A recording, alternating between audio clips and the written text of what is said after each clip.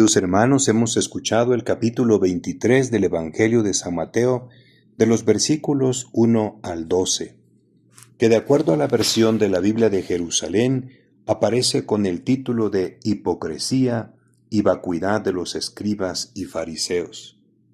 Lo primero que encontramos en este fragmento del Evangelio, a modo de introducción, es a los destinatarios, es decir, a quienes se dirige Jesús con este discurso. Capítulo 23, versículo 1 dice la palabra de Dios. Entonces Jesús se dirigió a la gente y a sus discípulos, es decir, lo que enseguida nuestro Señor va a desarrollar tiene como destinatarios a la gente y a los discípulos. Y nos dice en ese versículo 2, en la cátedra de Moisés se han sentado los escribas y los fariseos. Haced pues y observad todo lo que os digan. Aquí se está haciendo mención de la institución divina que es el corazón del judaísmo del Antiguo Testamento, porque todo lo que se desarrolló en Israel, desde la Torá, desde la alianza entre Dios y su pueblo, lo hizo a través de su mediador Moshe. Y por eso Moshe ha recibido directamente de Dios esto que con el tiempo se desarrolla y se convierte en la cátedra de Moisés. Es decir, existe en Israel un magisterio que no es de origen humano, sino que se remonta hasta el mismo Moisés, quien tuvo la gracia de recibir los mensajes de parte de Dios. Y aquí es donde se justifica precisamente la autoridad de estos hombres que son llamados aquí escribas y fariseos, puesto que ellos han heredado ese magisterio divino, palabras de Dios, que se remonta hasta el mismo Moisés. Nuestro Señor le llamó cátedra. No perdamos de vista que en griego sentarse, el verbo es kathistemi. De ahí viene la palabra catedral, catedrático, maestro. Y el lugar donde se el lugar donde se sienta el maestro para dar su magisterio, su enseñanza, es la silla, la sede, la cátedra. Existe entonces en el Antiguo Testamento la cátedra de Moisés, como también en el Nuevo Testamento la cátedra de San Pedro, que es el máximo magisterio de la Iglesia y que está conectado directamente con Jesucristo, el Hijo de Dios, pues es Él quien funda la Iglesia. Por lo tanto, aquí nuestro Señor está haciendo un reconocimiento del carácter divino de esta institución, de la cátedra de Moisés, que estos maestros israelitas han heredado. Están entonces fundados en una institución divina y en una palabra que procede de Dios, que no es palabra humana. Pero nuestro Señor, después de ese reconocimiento, hace 3 severas críticas en contra de estos maestros judíos. La primera en el versículo 3. No imiten su conducta porque dicen y no hacen. Hay un tremendo divorcio entre fe y vida, una incoherencia, porque una cosa es el dicho y otra cosa es el hecho. Y por eso nuestro Señor los va a acusar de hipocresía.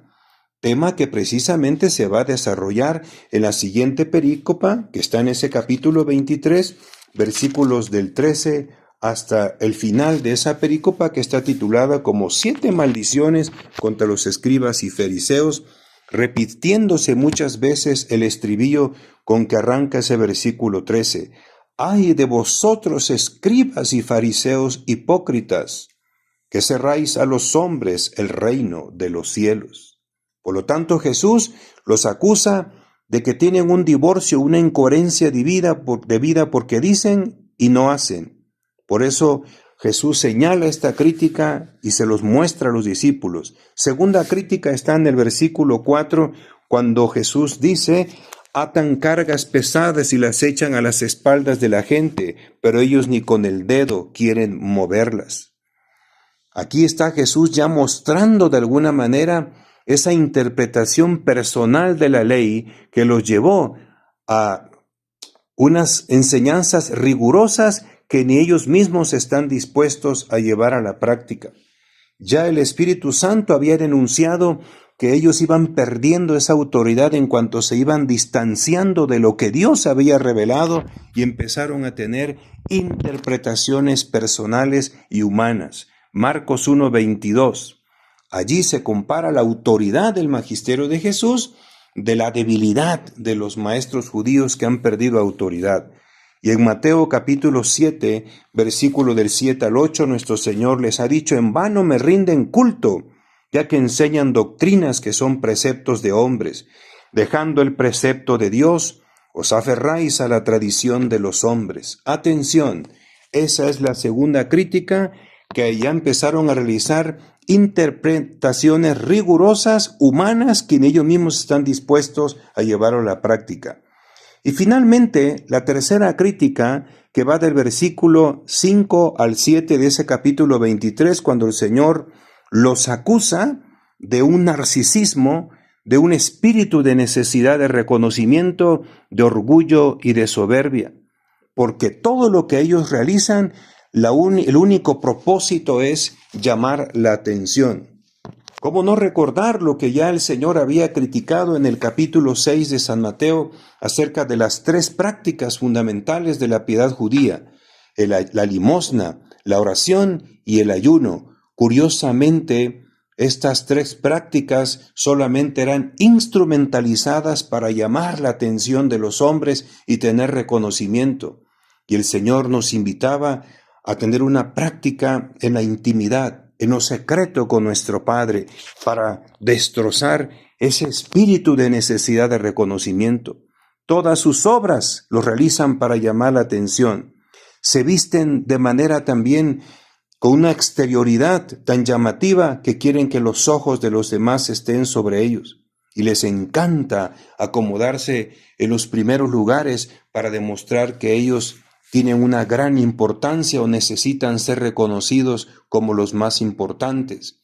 El saludo que reciben en las plazas y sobre todo el orgullo que experimentan cuando la gente les llama rabinos.